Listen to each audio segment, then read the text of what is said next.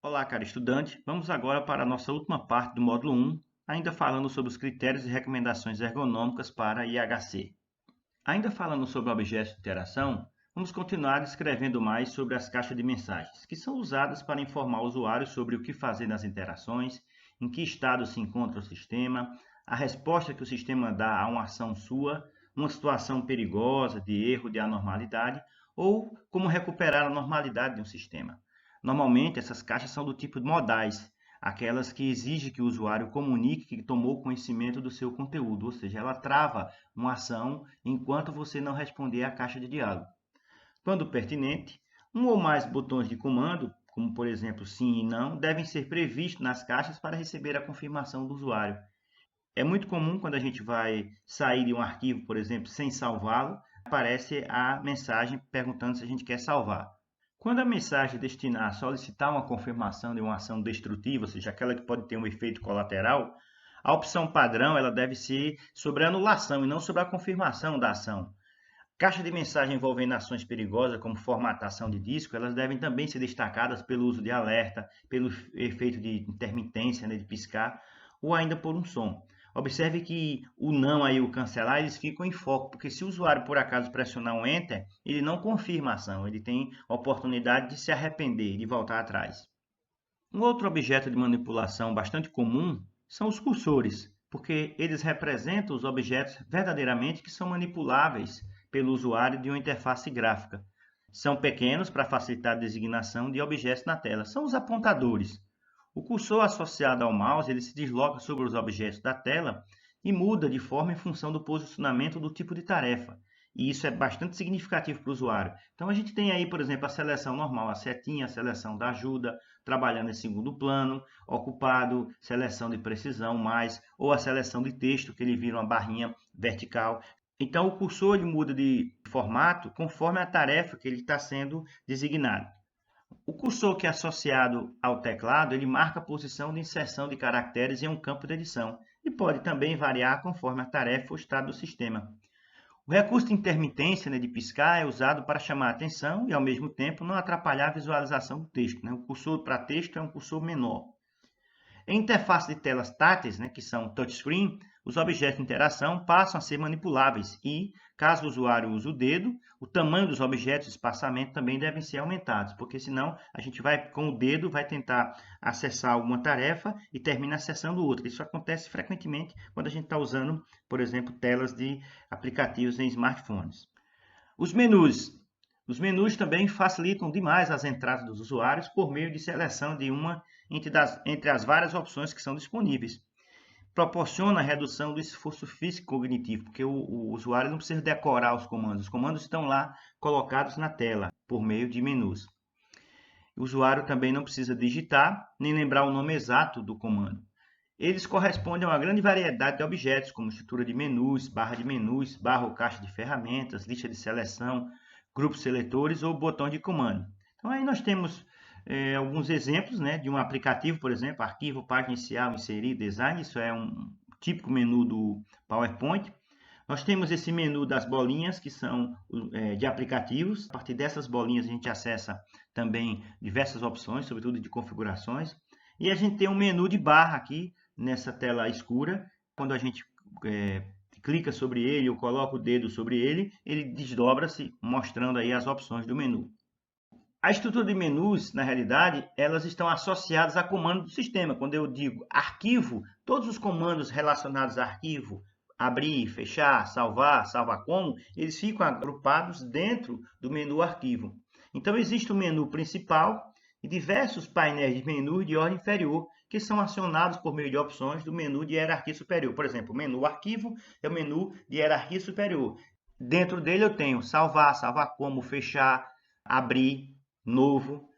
Os nomes das opções dos menus eles devem ser significativos para os usuários. Ninguém vai colocar um nome do menu que não tenha nada a ver com as tarefas que são colocadas naquele menu. Os menus que abriam um grande número de opções devem ser organizados em grupos ou submenus de 5 a 9 opções no máximo, e essas opções são interrelacionadas. deve haver um balanceamento entre a largura e a profundidade da estrutura de menus. Se recomenda uma largura máxima de 7 grupos com 7 opções. Ou seja, você ter 7 menus e cada menu desse com 7 opções no máximo. E com profundidade de 3 ou no máximo 4 níveis. Um quarto nível realmente só se for estritamente necessário. Quando a gente fala de profundidade, a gente vai mostrar que os menus eles vão se desdobrando, né? Eu tenho um menu que acessa um submenu, que acessa outro submenu, que acessa outro submenu. Que isso aí é que é a profundidade. A ordenação das ações em cada grupo deve seguir um critério lógico, como a sequência da tarefa. Ou, na falta desses, a ordem alfabética. Por exemplo, quando eu tenho arquivo, menu arquivo, eu tenho que criar um arquivo novo, salvar, salvar como, fechar. Segue uma sequência lógica. Ninguém coloca a primeira opção, fechar. Como é que você vai fechar aquilo que você não abriu ainda? As opções devem ter múltipla forma de acionamento, seja a partir do clique do mouse, seja a partir do uso de mnemônico, aquela letrinha que está sublinhada, ou também teclas de atalho, como o copiar, que é Ctrl+C, e o colar, que é Ctrl+V.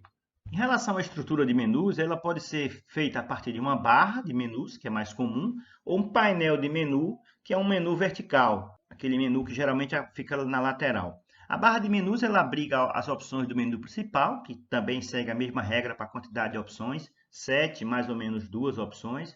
Essa retirada dessa barra ela pode ser comandada pelo usuário, ou seja, o usuário ele pode omitir essa barra. No caso do painel de menu, que é aquele menu vertical, os menus adaptativos, né, do padrão Office, que apresentam opções mais usadas, elas podem causar confusão em usuários iniciantes, porque a opção muitas vezes aparece dobrada. As opções podem assumir diferentes estados, ativo, inativo, em foco, ativado, desativado. E as linhas separadoras, né, de acordo com o grupo de opções, devem ser muito simples e discretas. E aí, a gente vê um exemplo de elementos de menus representados aí por legendas. Então, a setinha lateral, eu tenho um indicador de submenu. Quando eu tenho essa setinha lateral, significa que eu tenho um submenu que pode ser desdobrado aí. B, indicador de status ativado, aí no menu onde tem navegação, significa que o tiquezinho do lado significa que está ativo. C, indicador de continuidade, esses pontinhos significa que o usuário vai ter que complementar o seu comando a partir de uma caixa de diálogo. E D, que são as teclas de atalho ou aceleradoras, muito comuns. Tem gente que prefere usar teclas de atalho ao uso propriamente do menu. Um outro item bastante comum nas interfaces são as barras de ferramentas. Elas apresentam as opções mais frequentes para o usuário, só que em forma de ícones. Ao invés de menu, aparece em forma de ícone. Elas são organizadas por grupo temático, como por exemplo, aí tem fonte, parágrafo, desenho, edição, e são personalizáveis por usuários mais experientes. Um pouquinho mais de experiência, a gente consegue personalizar essas barras. Retirar comandos, incluir comandos, retirar grupo temáticos, incluir grupos temáticos. Além disso, nós temos a lista de seleção, que é um menu de valores possíveis que são conhecidos previamente para os dados de entrada do usuário. Há um limite de visualização imediata de 7 a 9 itens. Pode haver separadores para diferenciar valores recentemente escolhidos, como por exemplo aí quando a gente vai escolher a fonte. Eu tenho a lista, né, com a setinha para baixo para escolher as opções e aí eu tenho algumas fontes que são mais usadas. Esse menu de valores possíveis permite uma simplificação da entrada de dados pelo usuário. Ainda sobre essa lista de seleção, elas são muito úteis, porque, por exemplo, às vezes você já passa para o usuário todas as opções possíveis para aquela escolha que ele vai fazer. Em caso de restrição de espaço, essas listas podem ser apresentadas em painel do tipo pull-down, acionado por meio de seta. Né? Quando eu clico na setinha para baixo, ele lista todas as opções possíveis. A largura pode ser determinada pelo item mais longo, para que as informações elas não fiquem escondidas. E a seleção pode ser acelerada com a digitação do primeiro caractere. Quando eu começo a digitar alguma coisa aí, nesse campo de texto, ele vai já colocando as opções que são de acordo com aquilo que a gente digitou. Existem também os grupos de seletores exclusivos, chamados de Radio Button. Aqueles que existe uma bolinha. Por que é seletor exclusivo? Ele não permite que você faça mais de uma escolha. Ele é usado para tornar a entrada do usuário mais simples e segura e é empregada para escolhas simples de valores conhecidos. Quando os valores possíveis forem em grande número, o projetista então deverá fazer um esforço para dividir em grupos lógicos, marcando visivelmente essa divisão por meio de linhas separadoras ou de retângulos. Tá? Então eu tenho aí uma tela onde eu escolho, por exemplo, do imposto de renda, declaração anual original ou retificadora. Possui cônjuge ou companheiro, sim ou não? Então, esse tipo de seletor permite que seja dada uma única resposta.